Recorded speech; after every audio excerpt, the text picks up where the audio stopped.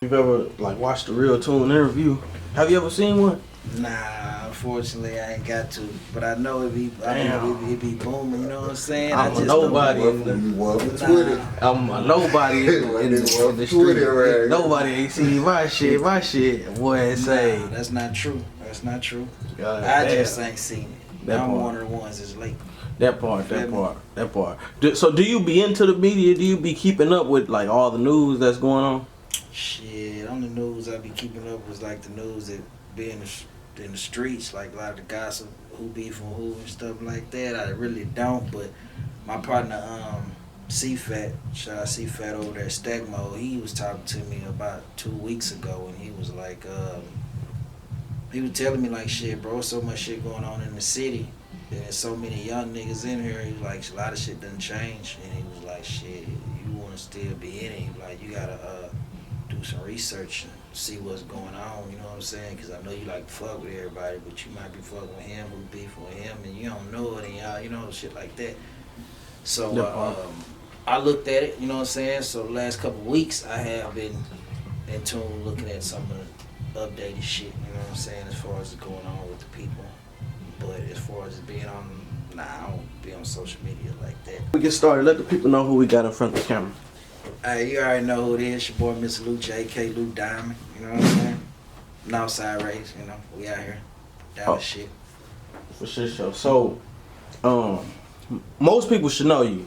Like, most people, if you into the music, if you just been keeping up, whether you from Dallas, Fort Worth, Houston, Austin, if you from Texas, people should know. Really, nationwide, I would say. Like, if you cared about music enough to know like that. Okay, I don't even want to just jump out trying to boost nobody. I don't really boost people.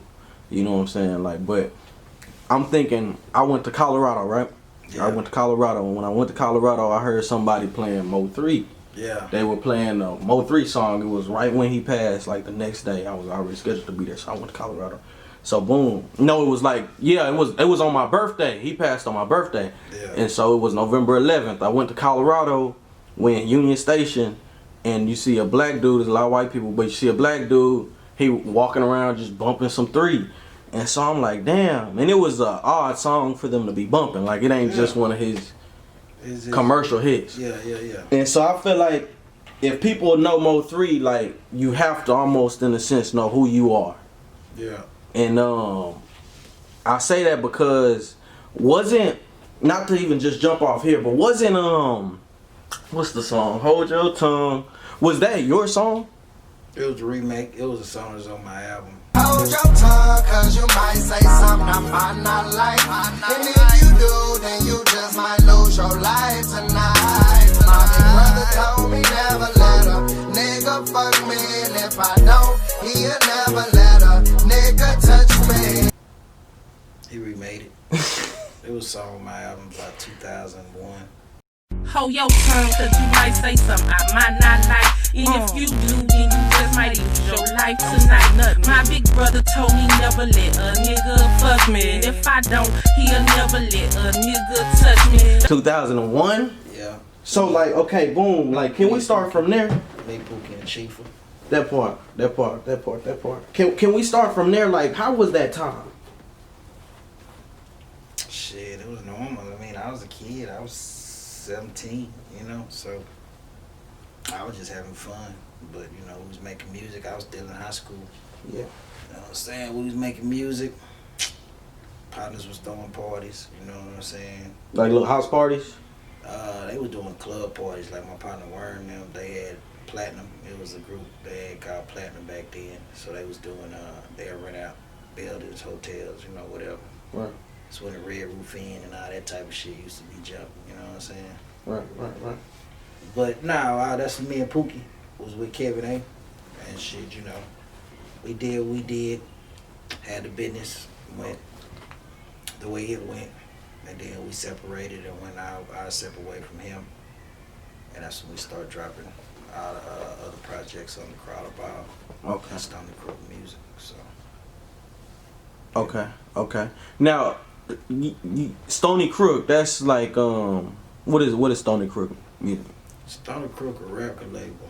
Okay. Stoney Crook is also a hood, Stony Brook Apartments. You know what I'm saying? It's off inside Ardelia and Walnut, right over here in the north. You know what I'm saying? It's a hood. So niggas rep the hood, and niggas rep the label. You know what I mean? Yeah. I rep the label. You know what I'm saying? But I fuck with everybody in the hood because I wasn't from the hood. I'm from Stokes. So I'm from right across from Hamilton Park. So when I went over there, I met my boy Pookie through Kevin A. So Right. he was doing music. Then once I met him through the studio, then I started creeping over there. You know what I'm saying? They fuck with me. At this time I was living with my tea lady and I was steady flying. I just got kicked out of school or whatever, so I was living in Louisiana. Then I came back, met them, and then I moved to Chicago. So I'm recording the Ripper in my album, flying down for the weekends from Chicago. You know what I'm saying? So Right. then after the Pookie album came out, I was like, fuck it. That's when I just moved back for good. Got my own crib. I was like 15, something like that. Okay. So boom. So y'all make. Let's just go back to that record. Like, what was special enough about that record to make someone remix it or remake it? I mean, it's just like any music that gets remade. It's the moment in time, the way it felt, the way it was. You know what I'm saying? The ambiance. Yeah, you know what the record brought to them. You know what I'm saying? What it made, because each song made everybody feel a certain way. So it's just a certain way that song was special to bro. To where bro like, shit, nigga, I'm gonna remake it. You know? Yeah. You know, ain't no difference than, people trying to, a lot of people done remade Crook for Life, A lot of people have remade a couple of our jams, you know what I'm saying? From Smoke Song, this, and this, but he the only one that remade one that stuck. That part. You know what I'm saying? That part. So shit. Because I know you can look up, it's probably about 100, 200 Crook for Life remixes, you know what I'm saying? Even most Smoke songs, so shit. So look, okay, let me ask you this, because I really don't know if I want to ask you more about that time, just because it is really interesting. Like, I'm wondering, do y'all feel like y'all get credit? Like, do you feel like you get credit for being a pioneer in the city?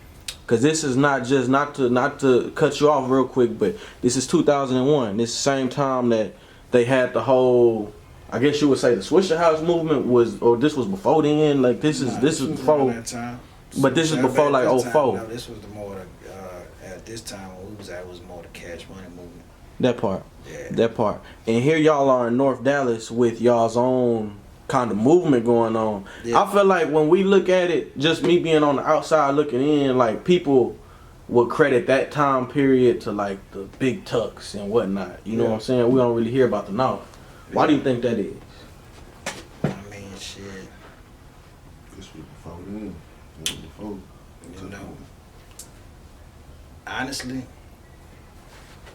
I don't know, because I understand what you say and what you see. It just came to me. I ain't even mean it. It ain't no problem with me, because I see it different, because I get all the acknowledgement and understanding and respect that's out there for me. You know what I'm saying? Right. It's like, just because it's not broadcasted, or just because this person not saying, hey, I grew up on this person, or this person influenced me, and like you say, they're not getting the so-called recognition, but the recognition is in there. It's in the music, it's in the lifestyle. You know what I'm saying? So you don't have to say you listen to me or you grew up on me when I listen to you and I hear my music. When H-Town was jumping back in the day, when Screw was hopping and they doing the freestyle shit was going, and whenever everybody wanted to freestyle, I'm gonna come down. Right. Yeah, we Dallas, and I was doing it too. We kids, we freestyling on instrumentals. But it's coming. We rapping what we influenced by. You know what I'm saying? That's the H-Town movement. So like I say, So Dallas was style influenced by kinda H-Town. Well, I ain't gonna say everybody in Dallas was influenced, but I was. You know what I'm saying? I was I mean, it's Texas shit. But you know, Dallas always had their own shit. You know, they had Nemesis and they had all other type of stuff like that. You know what I mean? Right. But I grew up, you know, and I can't say everybody because, like, look, me, I liked all H-Town freestyle, you know, screw shit. You know what I'm saying? Yeah. But like, no, I mean that was a big movement in. Yeah, Texas, but but I'm just saying, I'm just sure how close circle is. But Pookie and Mutt and them, they wasn't really feeling that screw shit. They were like, man, fuck that shit. I play that shit. They'll play Ball and G. You know what I'm saying? I'll play the UGK. They'll play the Twisters and the who the other nigga Bones. You know what I'm saying? Okay. So it's like we in the same circle, but I'm gravitating to H-Town. They gravitating to other shit. So you know what I'm saying? It's like, so that's like I say, every song do something different. That H-Town shit influenced me. But H-Town, you know, H-Town to me was always influenced in certain shit. You know, they you know, they're a bigger city, they're ahead. You know what I'm saying, in time or whatever. But you know, the jury, you know, niggas want the candy, all that type of shit. Yeah, that came from the H. You know what I'm saying? Like, so yeah, they had a lot of influence. You know what I'm saying? Well, I feel like right now though, Dallas has the hot hand. You know what I'm saying? Like, in Texas, as far as Texas is concerned, like, of course, like, you got your Megan Thee Stallions, who is, like, probably the hottest artist that the streets fuck with, like, you know, I guess the female streets. You know what I'm saying? You can't separate that because numbers are numbers. She just beating the numbers. That part. So she getting everything. There's some niggas in there too. That part. Shit, I'm tripping. I'm thinking that I was at the fucking what's the name when I got out the halfway house.